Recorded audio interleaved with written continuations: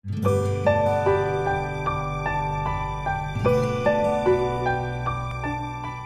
yang nanya-nanya part apa saja sih yang dibutuhkan untuk membangun atau restorasi sepeda seperti ini dari nol, terus berapa biayanya.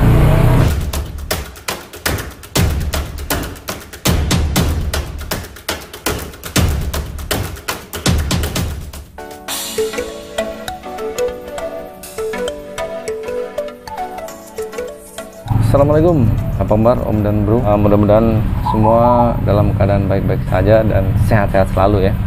Saya pernah upload atau share video tentang restorasi sepeda rongsok. Ini deh sepedanya ya. Tanpa terasa ternyata restorasi itu udah saya upload setahun yang lalu ya. Jadi sepedanya alhamdulillah saya pakai setahun nggak ada masalah, masih enak. Nah, ada beberapa temen terus di kolom komentar juga yang nanya-nanya part apa saja sih yang dibutuhkan untuk membangun atau restorasi sepeda seperti ini dari nol, terus berapa biayanya. Nah, karena banyak yang tanya-tanya seperti itu, saya coba sekarang bikin video apa saja yang dibutuhkan oleh Om dan Bro semua yang mau bangun sepeda, terus kurang lebih berapa harganya kalau mau bikin sepeda kayak gini. Tentu dalam kurun waktu 1 tahun itu sepeda ini sudah banyak mengalami perubahan juga ya. Jadi ada beberapa part yang saya upgrade-nya lebih kepada style. Waktu pertama bangun itu ada beberapa part yang boleh dibilang belum terlalu klasik.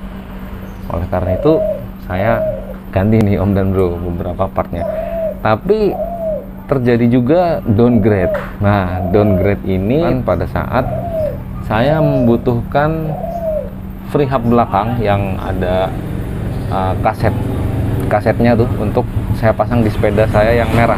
Jadi pakai yang single speed akhirnya yang ini dia. Nah, terus untuk teman-teman yang pengen mengetahui proses downgrade maupun upgrade-nya, sebetulnya saya upload juga di channel YouTube saya ini. Waktu saya pasang part-part klasik ada, saya share di video yang ini. Kemudian waktu saya downgrade dari ada RD kemudian menjadi single speed, itu juga saya sudah upload di video gitu. Kalau kita bicara tentang part sepeda dan budget, tentu range-nya sangat jauh ya, dari yang mulai termurah sampai yang termahal. Murah atau mahalnya itu ditentukan oleh ada 2 faktor utama. Yang pertama adalah selera kita mau bikin atau mau bangun sepeda seperti apa. Yang kedua adalah budget yang kita punya. Menurut saya yang paling berperan penting itu adalah faktor yang pertama, yaitu selera. Kenapa saya bilang selera nih Om dan Bro? Soalnya budget terbatas, tetapi punya selera atau keinginan atau impian membangun sepeda yang keren gitu ya. Jadi ya dibela-belain, nabung dulu gitu, nabung dulu, mengumpulkan partnya sedikit demi sedikit, nunggu budgetnya ada, baru setelah jadi dibangun menjadi sepeda. Nah, kalau saya dalam membangun sepeda ini, saya paduin aja nih antara selera dan budget. Waktu itu karena ini merupakan sepeda pertama yang saya restorasi, sebelumnya belum pernah punya pengalaman, tentu ini saya anggap semacam percobaan juga buat saya ya. Jadi saya tidak terlalu berharap terlalu tinggi atau perfect di sepeda ini. Yang jelas waktu itu saya bercita-cita membangun sepeda yang klasik. Kemudian kalau budgetnya, karena ini percobaan, waktu itu saya perkirakan habisnya kalau bisa di bawah 3 juta gitu. Masih terjangkau menurut saya waktu itu. Nah, ini jadinya, inilah jadi sepedanya. Nah, untuk detailnya, part apa saja yang saya butuhkan dan berapa dana yang saya habiskan untuk membangun sepeda ini, langsung aja ya. Saya nggak hafal harganya nih, jadi lihat contekan yang sudah saya buat. Pertama tentu frame. Nah, ini frame ini waktu itu karena budget saya terbatas, saya cari frame yang murah-murah aja. Tadi itu saya langsung tuh bilang ke teman-teman kalau ada frame bekas, kalau ada frame yang udah nggak dipakai atau apa, saya beli. Tapi saya lihat dulu kalau bentuknya cocok, saya ambil gitu. Nah, ternyata malah ada yang ngabarin bahwa tetangganya itu punya sepeda udah jadi bangke ya, boleh dibilang mau dibuang lah gitu. Itu udah kehujanan, kena panas, pokoknya nggak dirawat. Saya langsung bilang ke dia, oke, daripada dibuang mendingan buat saya aja. Ini frame nggak saya beli, tapi waktu itu saya hanya memberikan ongkos kirim saja. Kurang lebih ongkos kirimnya waktu itu 60.000 ya. Nah begitu sampai rumah langsung saya pretelin, saya amplas, saya gosok, bersihin lah pokoknya sampai siap dicat. Untuk pengecatannya saya pakai cat semprot merek Samurai. Saya beli epoksinya satu kaleng itu harganya 100.000. Kemudian untuk warnanya saya pilih warna biru microlet, satu kaleng itu 40.000. Kemudian untuk clearnya, untuk finishing clear itu saya beli 2 kaleng. Waktu itu kalengnya nggak terlalu besar karena kecil-kecil, dan saya juga pengen glossy gitu ya. Satu kalengnya 50 jadi 100. Nah jadi untuk menyelesaikan frame dari mulai 0 sampai jadi sepeda kurang lebih saya habis 60.000 ongkos kirim plus 240 itu catnya, jadi habis 300.000. Frame udah jadi, kemudian saya kumpulin part-partnya. Kita mulai aja dari depan ya. Dari depan ini stang atau handlebar. Ini bahan alloy saya beli yang terlihat klasik, nggak ada mereknya atau unbrand, harganya 67.000. Terus kemudian ini stemnya nih, saya cari stem Bango khas sepeda klasik. Stem Bango ini juga nggak ada mereknya, bahan alloy, saya beli harganya 115.000. Kemudian handle grip pegangan, ini saya pilih yang karet empuk gitu ya, harganya 60.000. Ini 2. Selanjutnya brake lever. Nah ini nih buat pengereman. Untuk pengeremannya saya pakai brake lever yang paling sederhana, alloy, tapi itu nggak ada pernya sama sekali. Jadi pernya itu ngandelin dari per si remnya ini. Harganya cuman 23.000. Untuk kabel rem nggak ada merek juga, harganya satunya itu 25.000. Kemudian remnya ini merek Shimano, saya nggak tahu Shimano apa, tapi waktu itu harganya lumayan mahal sih ya, 120.000. Nah terus kemudian ini headset nih, headset saya beli 30.000 headsetnya. Nah lanjut ke bagian tengah. Ini saddle ya, saddle merek Rock Bros. Nah, saya beli yang motifnya motif kulit warna coklat, harganya 120 nih. Ini kemudian ini seat post. Seat post ini aluminium alloy, nggak ada mereknya, harganya 90.000 nih seat postnya. Lari ke bawah. Nah ini BB nya nih, BB nya saya pakai merek Pacific, harganya 53.000. Yang agak mahal itu crankset. Cranksetnya saya pakai Shimano Acera. Sebetulnya ini 3 speed,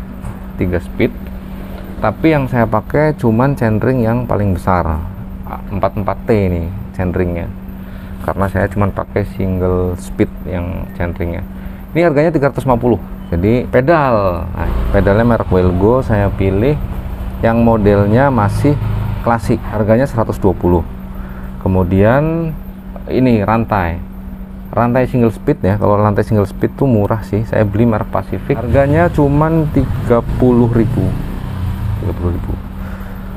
Oke, rantai udah. Terus wheelset, ban ya, ini ban Kenda tapi lokal, ban Kenda lokal, harganya satunya 80.000. Kalau 2 berarti 160. Nih pelek ini kebetulan ini saya nggak beli sebetulnya. Ini pelek aluminium bekas sepeda merah saya, karena sepeda merah saya diganti pakai velg 700C. Ini velg 26 nya saya pakai di sepeda ini. Kalaupun saya beli baru, saya akan beli pelek merek Araya karena harganya cukup murah. Satu setnya itu kalau velg Araya yang ukuran 26, warnanya silver seperti ini, harganya 250.000. Nah ini itu. Kemudian jari-jarinya, spoknya, Ini kan 32 hole kali 2 berarti ada 64 buah. Beli itu harganya 60.000. Nah kemudian ini hub belakang. Hub belakang untuk single speed saya pakai merek United, harganya 120.000 United. Freewheel dan Choke 16T ini harganya 50.000. Hub depan saya pakai Shimano XHG, harganya 100.000. Jasa bengkel untuk memasang jeruji dan setelnya itu jasanya 100.000. Untuk melengkapi biar ini sepeda tambah klasik dan bisa dipakai untuk komuter, saya tambahkan keranjang. Keranjang ini harganya 190.000. Jadi total jadi full bike seperti ini saya bangun dari nol itu biayanya Rp2.600.000. Nah jadi sesuai dengan target di bawah 3 juta. Mungkin kalau misalkan dapat frame-nya yang bagusan dari ini ya masih di bawah 3 juta. Mungkin kalau taruhlah 300.000 harga frame-nya, misalkan dapat yang lebih bagus ya, nggak gratisan kayak tadi ya, jatuh-jatuhnya mungkin 2.900.000 untuk jadi satu full bike seperti ini. Nah terus kalau ada juga mungkin pertanyaan, worth it nggak dengan biaya 2.600.000 dapat sepeda kayak gini? Kalau menurut saya sih worth it banget. Kenapa? Pertama, saya dapat sepeda sesuai dengan selera saya, sepeda klasik ya. Yang kedua, saya sudah pakai ini setahun, baik untuk sekedar muter-muter komplek, buat belanja ke pasar atau ke toko Alfamart atau Indomart gitu, enak juga. Saya bawa ke kantor buat bike to work, pulang balik kurang lebih sekitar 40 kilo ya, satu kali pulang balik itu nggak pernah ada masalah, nggak pernah ada di jalan. Jadi work lah. Nah terus ini apa namanya, pilihan chainring sama freewheel. Jadi chainring depan 44T, belakang itu 16T, menurut saya itu juga pas banget untuk komuter di Jakarta. Kan di Jakarta jarang tanjakan, paling kalau tanjakan itu flyover, underpass, nah itu ada turun naik. Ini masih oke, buat nanjak masih oke. Kalau buat ngebut kecepatannya memang terbatas, nggak bisa kayak road bike. Kalau saya pakai ini ya average-nya bisa sampai 25 km per jam, tapi rata-rata seringnya saya pakai sepeda ini kalau jarak jauh ke kantor pulang lagi itu average-nya dapat 20 km per jam. Dan kalau menurut saya itu enak banget. Jadi dengan 20 km per jam sepeda digoes enteng sampai kantor tuh nggak terlalu apa ya, nggak terlalu capek gitu. Top, enak.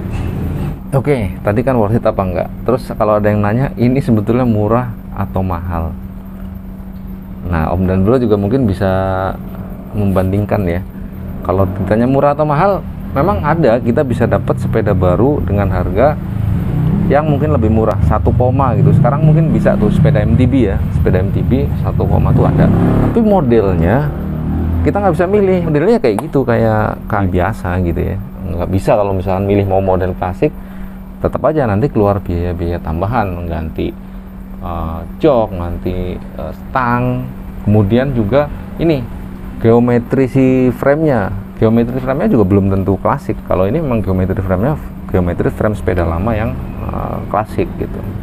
Kalau kita bicara ngerakit sepeda, silakan teman-teman bisa juga lihat di channel YouTube yang lain. Harga frame-nya aja bisa, frame-nya doang ya, frame-nya doang, second, taruhlah nggak usah jauh-jauh, Federal aja. Federal, frame-nya doang yang kondisinya masih bagus, itu udah 700.000 ke atas, baru frame-nya doang. Kemudian ini, stem sama stang. Kalau misalkan sebagai contoh merek Nito aja, yang cukup terkenal di klasikan, merek Nito, ini dua ini udah bisa 3 juta sendiri, udah harga satu sepeda. Belum lagi kita bicara saddle. Kalau kita pakai saddle brook yang kayak gini ya harganya udah di atas 2 juta. Nah, jadi ya relatif, kalau ditanya murah atau mahal sangat relatif, tergantung dengan part yang kita gunakan. Kalau menurut saya sepeda ini dengan manfaatnya yang sudah saya rasakan selama 1 tahun, murah. Karena pada akhirnya untuk sementara ini saya bersepeda targetnya itu enak dipakai dan modelnya minimal sesuai dengan selera. Kalau untuk mereknya dan lain-lain itu belum menjadi target atau tujuan saya. Nggak ada mereknya, mungkin produk-produk lokal gitu ya, itu udah cukup buat saya. Teman-teman, kurang lebih itu ya. Mudah-mudahan ada manfaatnya untuk teman-teman atau om dan bro semua yang pengen ngebangun sepeda klasikan tapi murah dari nol. Terima kasih yang udah menonton sampai selesai. Like ya, jangan lupa. Share kalau dirasa bermanfaat atau ada teman yang membutuhkan videonya.